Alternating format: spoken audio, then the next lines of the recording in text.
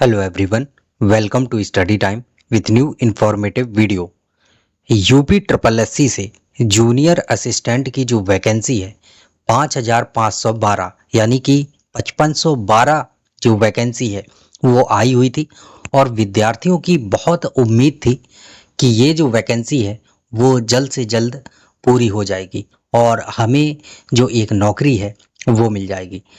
लेकिन आप उम्मीद कर भी किससे रहे थी? यूपी ट्रिपल एससी से। तो उससे ऐसी उम्मीद करना यानी कि ये कह सकते हैं पहाड़ पे अपना ही सर मारना है।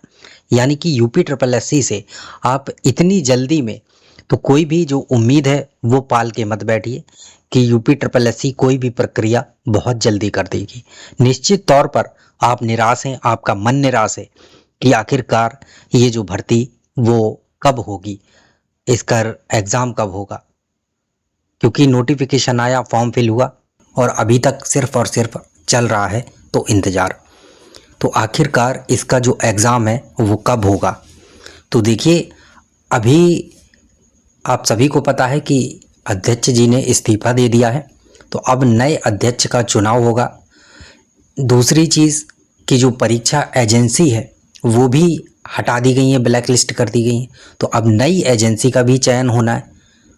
इसके बाद ही आपकी जो परीक्षा की प्रक्रिया है यूपी ट्रिपल एससी की वो होगी।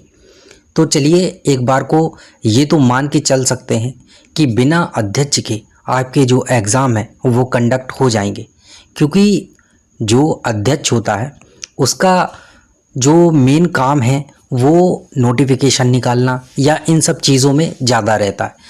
परीक्षा करवाना ये सब एग्ज़ाम जो कंट्रोलर रहते हैं उनका काम होता है।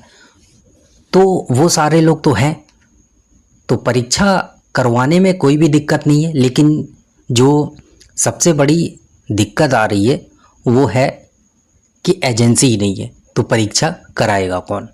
तो अभी आपकी जो परीक्षा की एजेंसी है उसका चयन होगा और उसके बाद ही आगे की जो प्रक्रिया है वो बढ़ेगी। तो अभी पूरी उम्मीद है कि इस मंथ के लास्ट तक जो परीक्षा एजेंसी है उसका चयन हो जाएगा। और जैसे ही उसका चयन होता है तो ये नहीं कह सकते हैं कि उसके 5-10 दिन में ही आपकी प्रक्रिया होने लगेगी, ऐसा बिल्कुल भी नहीं है। जो भी परीक्षा एजेंसी होगी तो वो थोड़ा समय लेगी और उसके बाद ही आपकी जो परीक्षाएं हैं वो करवाई जाएंगी। और उसमें जो सबसे पहली प्राथमिकता रहेगी वो रहेगी पीईटी 2024 का एग्ज़ाम कंडक्ट कराना, और उसके बाद ही आगे आपके जो अन्य परीक्षाओं के एग्ज़ाम हैं वो करवाए जाएंगे। तो उम्मीद है कि इस मंथ के लास्ट तक परीक्षा एजेंसी का चयन हो जाएगा। उसके बाद ये चल रहा है सितंबर, उसके बाद अक्टूबर समथिंग में आपका जो पीईटी का नोटिफिकेशन आके उसकी परीक्षा की तैयारी करवाई जाएंगी। और हो सकता है कि नवंबर में आपका पीईटी जो है वो करवा लिया जाए और उसके बाद यानी कि दिसंबर लास्ट या फिर मैं जा सकते हैं तो आप जनवरी तक जा सकते हैं कि आपका जो जूनियर असिस्टेंट का एग्ज़ाम है 5512 वाला ये करवाया जाए। अभी तक जो सूचना मिल रही थी उसको अगर देखा जाए तो उसमें जो 5512 वाला जो पद है, जूनियर असिस्टेंट की जो वैकेंसी है, उसका जो जिक्र किया गया है वो जनवरी के बाद का ही किया गया है। पहले की आप कोई भी जो उम्मीद है वो नहीं लगा सकते हैं। पहली जो प्राथमिकता है वो आपको बताया है कि पीईटी है और वो भी एजेंसी चयन होना है। तो अभी इन सब चीज़ों में काफ़ी टाइम लगेगा। तब तक आप लोग पढ़ते रहिए अच्छे से। ऐसा ना हो कि आप इन सब चीज़ों में सोचें कि अभी काफ़ी टाइम है और फिर आपके पास टाइम ही ना बचे।